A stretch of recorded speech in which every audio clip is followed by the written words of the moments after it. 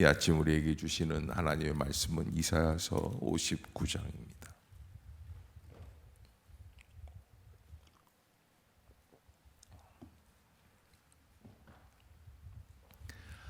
이사야서 59장 1절부터 한 절씩 교독하도록 하겠습니다. 여호와의 손이 짧아 구원하지 못하심도 아니요 귀가 둔하여 듣지 못하심도 아니라.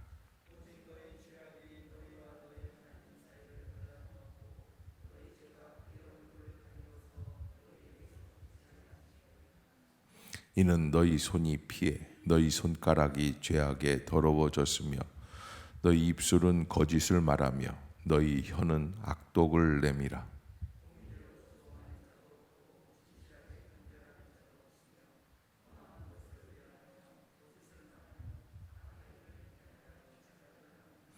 독사의 알을 품으며 거미줄을 짜나니 그 알을 먹는 자는 죽을 것이요 그 알이 밟힌즉 터져서 독사가 나올 것이니라.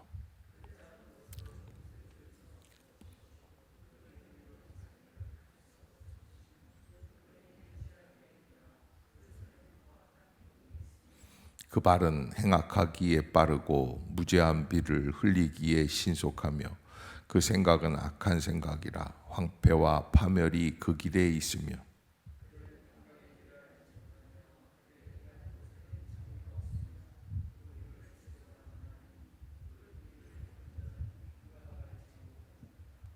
그러므로 정의가 우리에게서 멀고 공의가 우리에게 미치지 못한즉 우리가 빛을 바라나 어두운 뿐이요 밝은 것을 바라나 캄캄한 가운데 행함으로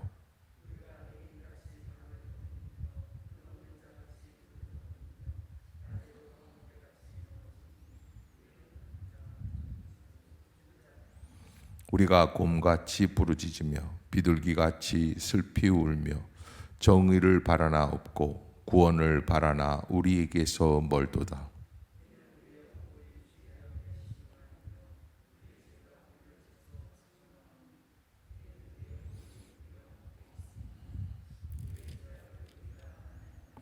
우리가 여호와를 배반하고 속였으며 우리 하나님을 따르는 데에서 돌이켜 포악과 패역을 말하며 거짓말을 마음에 잉태하여 낳으니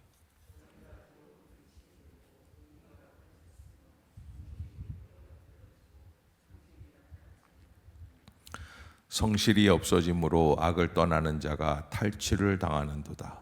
여호와께서 이를 살피시고 그 정의가 없는 것을 기뻐하지 아니하시고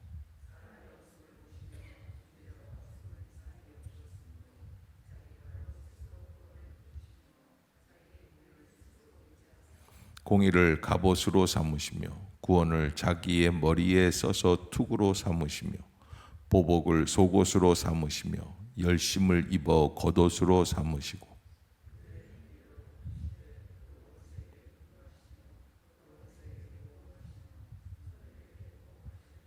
서쪽에서 여호와의 이름을 두려워하겠고 해돋는 쪽에서 그의 영광을 두려워할 것은 여호와께서 그 기운에 몰려 급히 흐르는 강물같이 오실 것이미로다.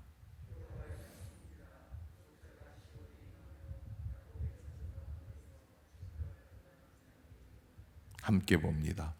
여호와께서 이르시되 내가 그들과 세운 나의 언약이 이러하니 곧 내 위에 있는 나의 영과 내 입에 둔 나의 말이 이제부터 영원하도록 내 입에서와 내 후손의 입에서와 내 후손의 후손의 입에서 떠나지 아니하리라 하시니 여호와의 말씀이니라. 아멘. 할렐루야. 이 아침 죄전을 찾으신 여러분들에게 하나님의 은혜와 평강이 함께 하시기를 축원합니다. 오늘 59장, 58장, 59장, 또 57장부터 하나님께서는 이스라엘 백성들에게 다시 한번 자기 자신을 좀 점검해 볼 것을 원하고 계시는 그런 메시지들입니다. 어제까지 우리가 함께 나누었던 것 중에 종교적인 행위를 하지만, 금식을 하지만, 기도를 하지만, 예배를 드리지만, 그러나 진정한 돌이킴이 없는 그러한 종교적 행위는 하나님 앞에서 연락될 수 없는 제사와 같다라고 하는 것이죠. 그러니까 내가 하나님 앞에 나와 예배를 드리기 때문에, 새벽 기도를 하기 때문에, 금식을 하기 때문에 내가 기도하고 내가 간구하는 것이 하나님이 이루어 주실 거 아니냐. 그러니까 내가 마치 하나님의 보좌를 움직일 수 있는 능력의 근원이 내게 있다고 생각하는 것.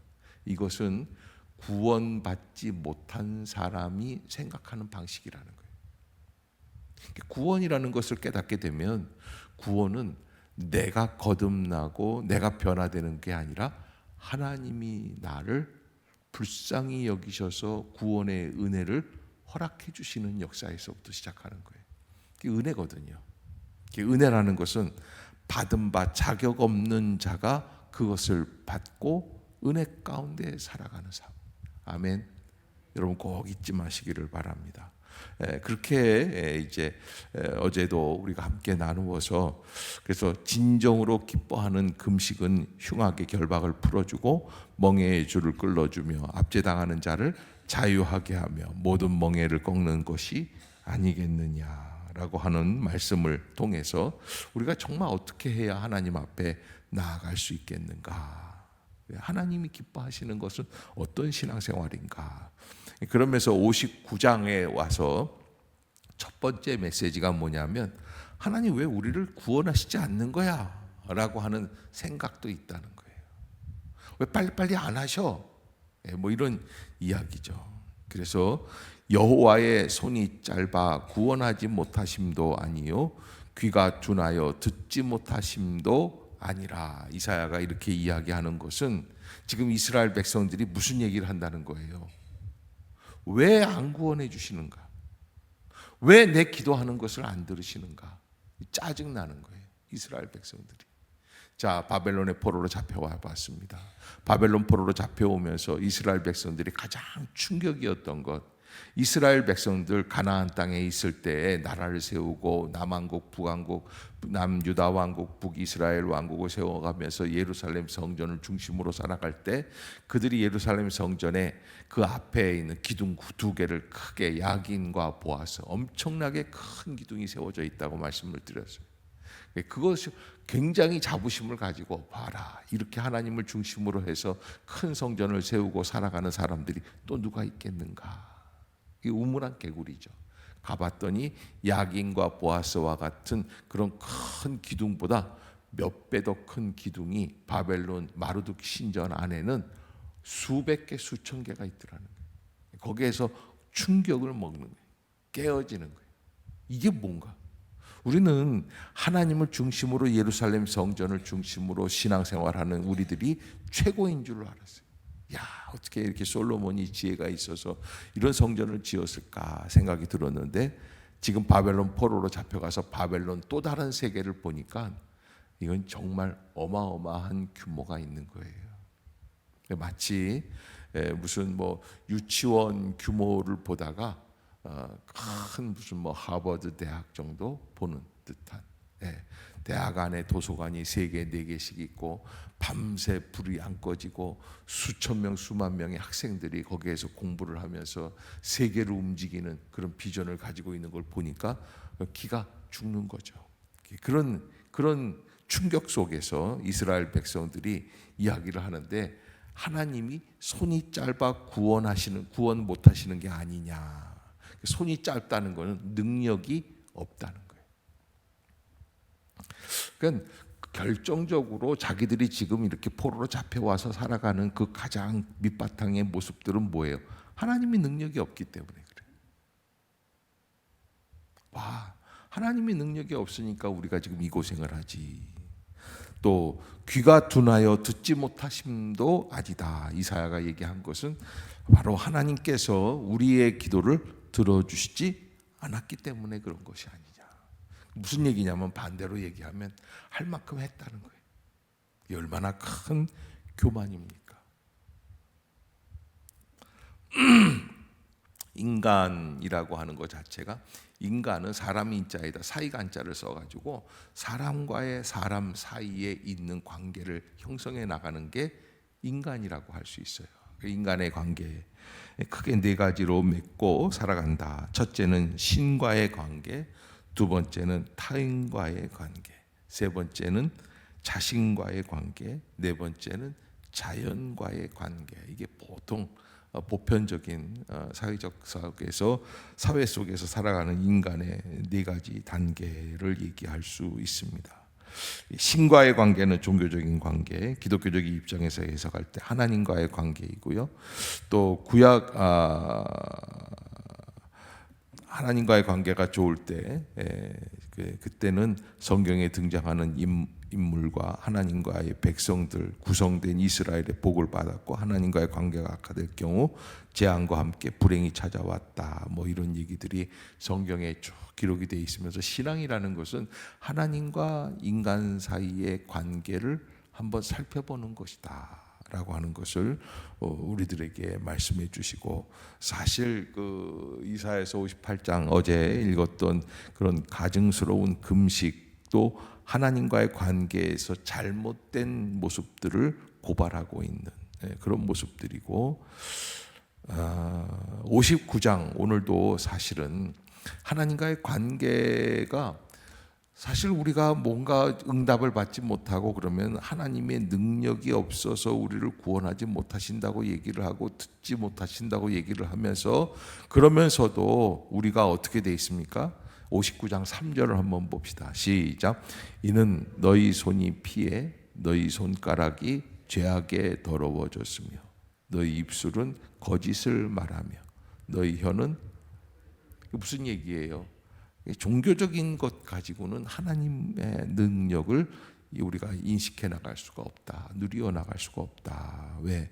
너희들 손에 피에 묻어 있어요. 무슨 뭐 살인을 하는 죄, 사람들을 죽이고 매장하고, 너희 손가락이 죄악에 더러워졌고 너희 입술은 거짓을 말하고 너희 혀는 악독을 낸다. 이게 우리가 하나님 앞에서 바람직하지 못한 모습들을 가지고 살아가고 있는데, 뭘 자꾸 하나님이 들으신다 안 들으신다 그런 얘기를 하고 있느냐라고 하는 것을 우리에게 말씀해 주고 있죠. 그래서 4절에 보면 공의대로 소송하는 자도 없고 진실하게 판결하는 자도 없고 허망한 것을 의뢰하며 거짓을 말하며 악행을 잉태하여 죄악을 낳는다. 뭐 이렇게 이스라엘 백성들의 모습들이 이렇게 악한 모습들이 있는 것을 말씀해 주고 있는 것입니다. 하나님과 이스라엘 관계가 최악의 상태에 이르렀다라고 볼 수 있는 것이죠. 그런 모습들을 하나님께서 말씀해 주시고, 그래서 59장 5절에 보면 독사의 알을 품으며 거미줄을 짠다. 그 알을 먹는 자는 죽을 것이고 그 알이 밟힌즉 터져서 독사가 나올 것이니라. 인간이 품고 있는 것들이 다 이 정도밖에는 안 된다라고 하는 것을 말씀을 하고 있습니다. 자, 그렇게 하나님 앞에서 잘못된 그런 관계, 이 관계의 단절이 되게 되면 무엇이 되는가? 어떤 관계를 가지고 있는가? 그러니까 여러분, 우리가 신앙생활을 하다가 갑자기 브레이크가 걸릴 때마다 우리가 생각해야 될 것, 나는 하나님 앞에서 관계가 단절된 것은 아닙니까? 그럼 하나님 앞에서 관계가 단절이 될 때 오는 증세들이 뭐가 있냐면 고통이 찾아온다. 그래서 이스라엘 백성들도 마찬가지고, 우리의 삶 속에서도 관계가 단절될 때마다, 그래서 우리가 어렸을 때 하던 그 놀이가 있어요. 이게 뭐냐면 이렇게 손을 이렇게 해서 이렇게 해서 손을 안 통하게 여기 딱 잡는 거예요. 그리고 이거 나이 순서대로 이렇게 60개를 어떻게 이걸 하냐. 그렇게 하면 이제 피가 안 통해요. 그러면 그랬다가 착 하고서 이렇게 다시 이렇게 돌리면 어떻게 돼요? 찌리릭 하고 전기가 있는 것처럼 피가 확 갑자기 하면서 전기 충격이 오는 거죠. 이게 단절이라는 것은 그만큼 인간에게는 충격을 주게끔 돼 있어요. 하나님과의 관계가 어떤가? 사실 다른 말로 표현하면 하나님과의 관계는 우리와의 관계라고 얘기할 수도 있어요. 나 자신과의 관계. 그래서 하나님이 아시고 누가 알아요? 깊은 내 속에 있는 자아가 알아요. 그래서 그 하나님 앞에서 어떻게 서게 되느냐 하는 것들이 우리의 모습들을 다시 한번 되짚어 볼 수 있어야지만 된다.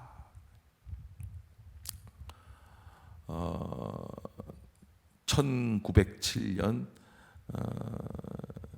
평양에서 선교사들이 부흥회를 하고 있었어요. 부흥회를 하니까 이 산정현 교회라고 하는 교회에 모든 이 성도들이 모여서 기도회를 하면서 수천 명이 모여가지고 예배를 드리는데, 왜 그런 거 있잖아요. 될 듯 안 열리는 모습들. 기도가 안 되고 찬양이 안 되고 마음이 하나가 열리지 않고.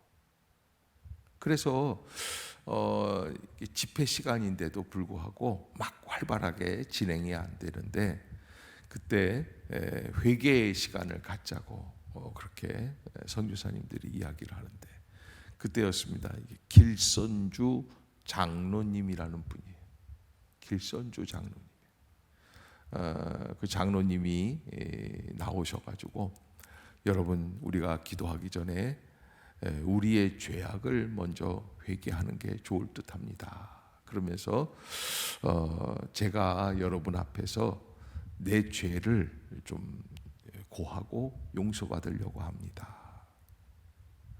장로님이 사실은 몇 년 전에, 십수년 전에 친구가 죽으면서 자기에게 맡긴 재산이 있던, 너는 예수 믿는 사람이고 너는 참 마음이 훌륭한 사람이니까 내 재산을 너한테 맡길 테니까 내 미망인에게 그 재산을 나중에 좀 전달해 주려.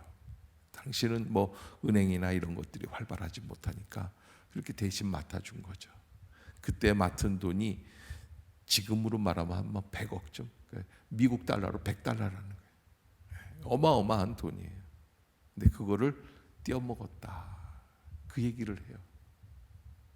그러면서 제가 이 돈을 다시 토해내서 그 사람에게 전달하려고 합니다.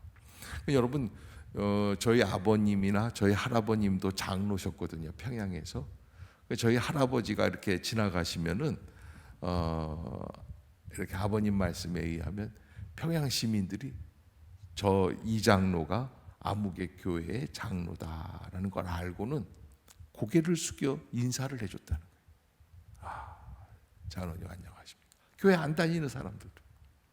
그러니까 굉장히 이 장로라고 하는, 교회 장로라는 게 지역사회에서도 어마어마하게 양심 바르고 그런 사람들로 이렇게 돼 있는 거예요. 그런데 그런 장로가 사실은 겉으로는 잘 믿는 것 같았지만 뭘 했어요? 친구 돈을 뺏어가지고 자기가 착복하고 있었던 거예요. 그거를 사람들 앞에서 이야기하면 장로 망신당하는 거죠. 그런데 그것을 하나님 앞에서 이야기를 해요. 그때 놀라운 일이 벌어져요. 이 수천 명이, 한 3천 명가량 모여 있었다고 그래요. 갑자기 소리를 지르면서 울기 시작하고 통곡하기 시작을 해요. 그리고 길선주 장로님의 그 회개와 더불어서 하루 종일 밤새도록 다른 사람이 나오고 또 다음 사람이 나오고 자기의 죄를 고하는 거예요. 그때 그 자기의 죄를 고하는 사람들 가운데에는 청일전쟁, 러일전쟁, 전쟁이 일어나가지고 평양 쪽이나 뭐 이런 쪽에서는 어마어마하게 피해를 입고 도망가고 피난가고 그러는 과정에서 아이를 얻고 가던 아이를 놓고 가야 되니까, 왜? 무거워서 못 도망가겠는 거예요. 그러니까 이 아이를 빼가지고 나 소나무에다가 머리를 찧어서 죽이는 엄마, 그런 얘기까지 다 나왔다는 거예요. 여러분, 참 그런 얘기를 하면 그 다음 날부터 평양에서 머리 들고 다닐 수가 없죠. 그런데 그렇지가 않아요. 하나님을 믿고 의지하고 회개하기 시작을 하니까 전 평양이 뒤집어지는 역사예요. 그게 1907년 평양 대부흥 운동의 시작이에요.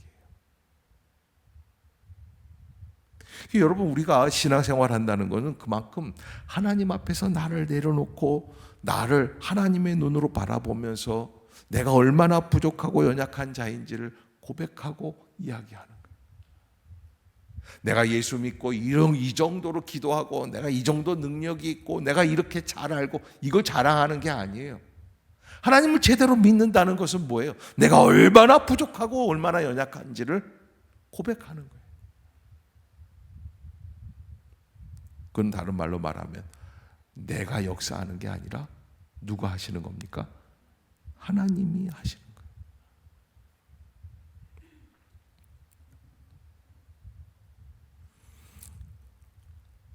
그래서 이사야 선지자는 오늘 59장 이렇게 13절에 이런 고백을 하고 있어요. 우리가 시작.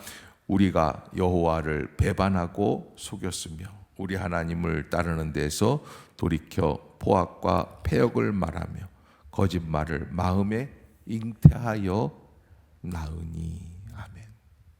그러니까 우리 인간이 이 정도밖에 안 된다는 거예요. 그러면 그렇게 하니까 어떤 결과가 나옵니까? 14절에 정의가 뒤로 물리침이 되고 공의가 멀리 섰으며 성실이 거리에 엎드러지고 정직이 나타나지 못하는 그 사회가 어떻게 되는 거예요? 망하는 거예요.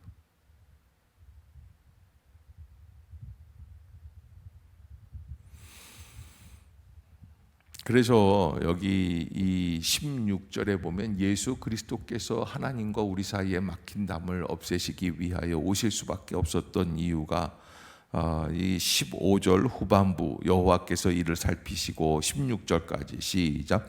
여호와께서 이를 살피시고 그 정의가 없는 것을 기뻐하지 아니하시고 사람이 없음을 보시며 중재자가 없음을 이상히 여기셨으므로 자기 팔로 스스로 구원을 베푸시며 자기의 공의를 스스로 의지하사. 아멘.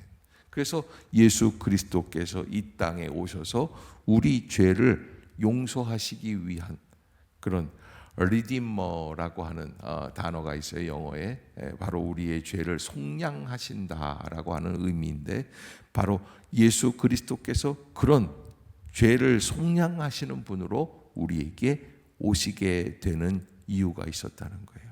그러니까 하나님과 인간의 죄 사이에 중재자가 없는 게 너무 안타까운 거예요. 그래서 예수가 오셨다는 거예요. 자기 팔로 스스로 구원을 베푸시며 자기의 공의를 스스로 의지하시고 그리고 우리에게 구원의 길을 열어주시는 것이죠. 그것이 구원의 역사입니다. 그러기에 여러분 우리가 하나님 앞에서 이 아침도 오늘 본문 말씀을 묵상하면서 하나님 우리가 어떠한 길로 나아가야 합니까? 하나님 앞에 깨어있는 심령이 되게 해 주옵소서. 나는 나를 드러내기 위한 신앙생활을 하고 있지는 않은가? 은연히 그래서 내가 얼마나 신앙생활 잘하고 그리고 새벽 기도에도 나와서 내가 하는 것처럼 내가 기도하는 것처럼 과시하려고 하는 것은 아니었는가 하는 것들을 한번 생각해 봐야 합니다. 이렇게 내가 나 자신을 통찰하고 성찰할 수 있는 은혜가 있게 될 때에 하나님이 나를 다시 회복시켜 주시는 그런 은총의 길로 나아갈 수 있다. 관계를 회복하는 것은 바로 나를 제대로 하나님 앞에서 낮출 수 있는 그런 겸손과 회개의 역사밖에는 없다라고 하는 것 우리가 깊이 알아야 할 것입니다. 오늘 이 아침 이 말씀 속에서 주시는 하나님의 음성을 듣고 그리고 주님 앞으로 나오는 모든 성도들이 되시기를 주의 이름으로 축복합니다. 우리 21절 한번 읽고 마치도록 하겠습니다. 시작. 여호와께서 이르시되 내가 그들과 세운 나의 언약이 이러하니 곧 내 위에 있는 나의 영과 내 입에 둔 나의 말이 이제부터 영원하도록 내 입에서와 내 후손의 입에서와 내 후손의 후손의 입에서 떠나지 아니하리라 하시니라. 여호와의 말씀이니라. 아멘. 하나님의 말씀이 우리의 심령에서 샘솟도록 솟아나는 은혜의 심령들이 될 수 있기를 주의 이름으로 축복합니다. 다음 주에 이제 이사야서 60장, 이제 한 6장 정도 남겨 있습니다. 7장 정도 남겨 있는데, 하나님의 은혜 가운데 하나님이 결말을 어떻게 하고 계시는가, 이사야 대단원의 막이 어떻게 내려지고 있는가 한번 정리할 필요가 있고, 우리가 하나님 앞에서 구원이라고 하는 것은 나의 능력으로 행하는 것이 아니라 오직 하나님의 찬란한 그 하나님의 은혜와 하나님의 역사를 발견하는 것이다 라고 하는 것, 여러분 내가 찾는 게 아니에요. 나를 찾는 게 아니에요. 우리가 뭘 찾냐면 하나님을 발견하고 하나님에 의해서 내가 하나님께 발견되어지는 것이다 라고 하는 것, 여러분들이 잊지 마시기를 주의 이름으로 부탁합니다. 기도하겠습니다.